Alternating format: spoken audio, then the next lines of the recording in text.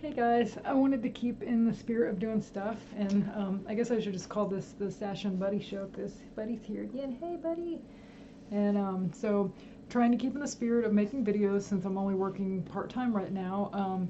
I thought I would do a video about the show that everybody's watching on Netflix called Tiger King, and I hadn't had Netflix in, I guess it's been over a year. And because I don't know, like after a while, I'll have so much shit in my queue and I don't even watch it. And I spend more time almost looking for something to watch than I actually do. And I have a lot of my own movies and things too. So anyway, I got rid of it. I got a free month. This is, excuse me, the show that everybody's talking about. So, decided to watch it. And it was funny because when I started watching it, they were talking about Big Cat Rescue, about Carol Baskin. I was like, Carol Baskin, I've heard that name, and they're talking about Big Cat Rescue. I've given money to Big Cat Rescue before, and I knew that they actually did good work with the tigers, and I do remember Joe Exotic and the cub petting and everything. And the thing with the documentary, it's more, I don't want to say it doesn't really show, it's not so much about the animals and the way they're treated. I mean, it is to some extent, but it's more about these crazy characters. And the thing is, the woman that runs Big Cat Rescue, Carol Baskin, they almost try to make her, like, in some ways, the bad guy in some of this. And I'm just going to say spoilers right now because I don't know how you can talk about this without giving spoilers. But the thing with her, okay, the difference between, like, her rescue and, like, Joe Exotic is she doesn't breed cats. And they do, and they do cub petting. And for people that don't know what that is or maybe haven't seen the show, there's a sanctuary here near where I live in a place called Eureka Springs. It's called Turpentine Creek, and they're like a kind of a smaller version of Big Cat Rescue. And what they do is a lot of these animals they get is like stupid people get them as pets, or naive people, maybe not everybody, but I mean, come on, you're getting a tiger or lion as a pet. That's probably not a wise idea. So they kind of give these animals a home. And part of the reason they have to do this is because of people like Joe Exotic. He gets these tigers, and a lot of the thing too is they breed them. They'll get cubs. They'll breed them. They'll have cubs, and then they'll go to shopping malls or they'll go to different places, and people take photos with the cubs. And oh, it's so cute. I got my picture taken with the tiger. And it's like, yes, everybody wants to do that. If you're an animal lover, it would be great to get to pet a tiger while they're little and they're not going to hurt you. But then the thing is, what happens to these cubs when they get older? You know, and if you've read anything about this, like I said, I donated to the Big Cat Rescue for years. I have followed them. I didn't know, I mean, I knew that the lady got into it with Joe Exotic, but I didn't know like every little thing. And the thing is, why Buddy's back again. But the thing is, what happens to these tigers, these cubs, when they get too old to use them, to take pictures of and do whatever that they do with them, is a lot of them get killed, or a lot of them end up in sanctuaries or rescues like Turpentine Creek or Big Cat Rescue. And so this documentary, it kind of it's more about the crazy people in it. Like there's this guy Joe Exotic, and he's from Oklahoma, which isn't far from where I live. And so you see like weird people like that around here, and he is funny, and he's gay, which is kind of odd because I really when they did an episode talking about this other man that did kind of similar practices where he bred these animals. He was talking about the guy had like multiple wives, and then it mentioned Joe, and he had multiple husbands, and I thought I misheard it. And then later they play it again, and they talk about his husbands, and they're both like meth addicts, and then they both supposedly were straight, which I don't know how you were having sex with this guy and be straight, but maybe it's kind of like women that are prostitutes that just have sex for money. These guys were having sex for the meth. So then there's that, but the show just kind of chronicles like the kind of like a rivalry between Big Cat Rescue and Joe Exotic Zoo. But the thing that people need to understand is there is a difference between places like Joe Exotic and Big Cat Rescue, and I don't think they talked about that much in the documentary. It was more like, look, these are rivals, but the thing is, like places like Big Cat Rescue, what they say they do and what I've always read that they do is they'll take these animals from, like I said, people that get them as pets, and then they realize once they get them, like, oh shit, like we can't care for them, and they eat so much. It costs thousands of dollars to feed these animals. I mean, it's crazy how much it costs, how much these animals eat. And she gives them like a forever home. Kind of like there's a sanctuary, or it's not even really a sanctuary. There's a place called Best Friends and a lot of people have probably heard of that. It's in Utah, and they take care of cats and dogs and donkeys and horses. They have all kinds of animals. They're kind of like a big humane society, but they don't kill any of the animals. And they find homes for as many of the animals as they can. They took Michael Vick's dogs back in what 2008, 9, whenever that's what all that stuff started, and they trained them and they helped find homes for all the dogs. I believe they're all dead now.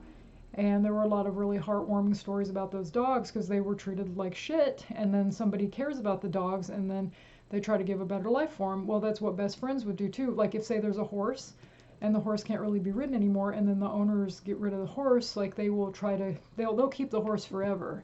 And then the animals, like a cat like Buddy, see, because Buddy came from a no-kill shelter, like somebody like Buddy, you know, he'll get home because he's adoptable. Or the animals that maybe have behavior problems, like certain dogs are scared, they'll come from these people that hoard cats and dogs, or these my mind's not working well today. Puppy mills, like they'll rescue a lot of these animals from puppy mills. A lot of them have a lot of issues, and they need to be socialized before they can find homes for them.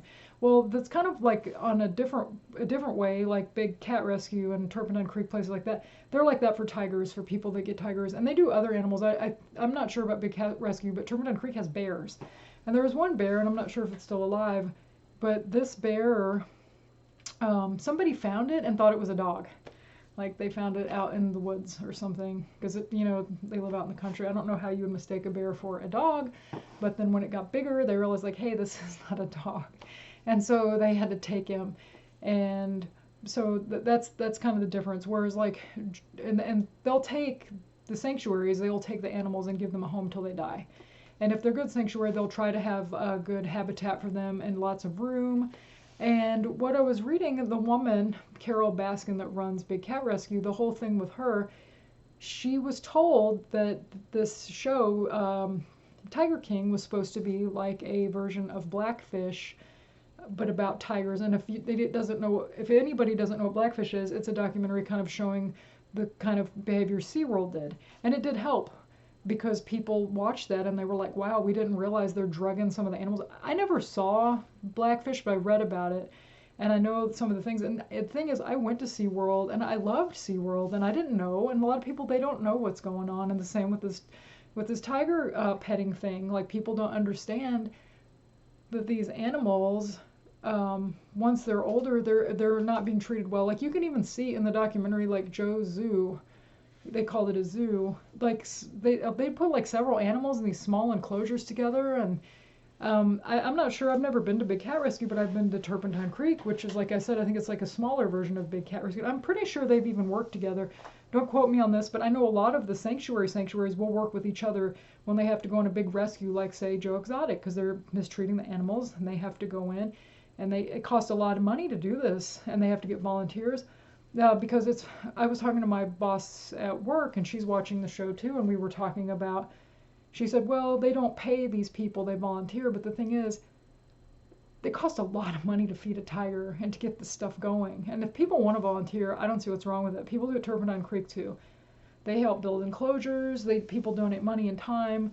I mean, it costs a lot to run these things, and a lot of times they will get food donated. I know Turpentine Creek used to get food from Tyson because we live near Tyson, but I don't know, like a lot of these other sanctuaries might not have that. They might not be able to get meat from Walmart or Tyson or whatever.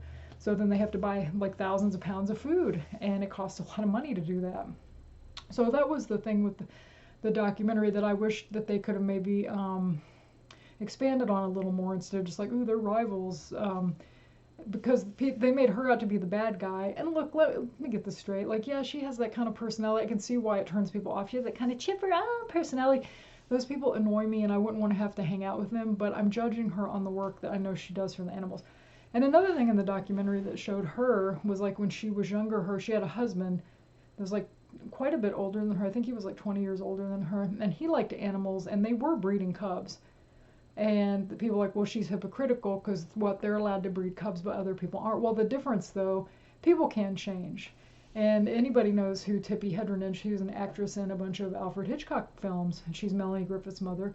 She wrote a book, and they have a sanctuary, or she does, somewhere in California.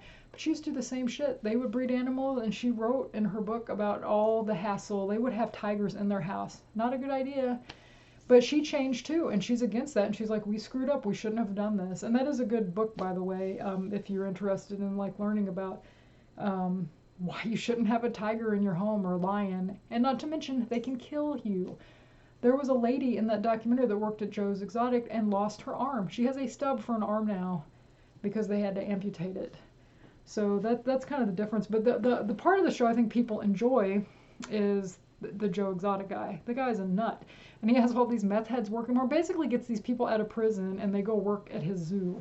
And the guy, he ran for governor and he was passing out condoms with the photo on it, with his photo on it. It said something like, Joe wants to protect you. I mean, it's so crazy. And he'd write country songs and sing. And the funniest part, I thought, my favorite episode, there's 7 episodes, and to me the funniest episode was there was one where the one where he ran for governor, it was more about him. And his boyfriend, or husband, or whatever you call it, the younger one, because he got both of them when they were like 19, and I'm not sure how long. I think this guy was with him 4 years. The guy was like 22, and he shot himself.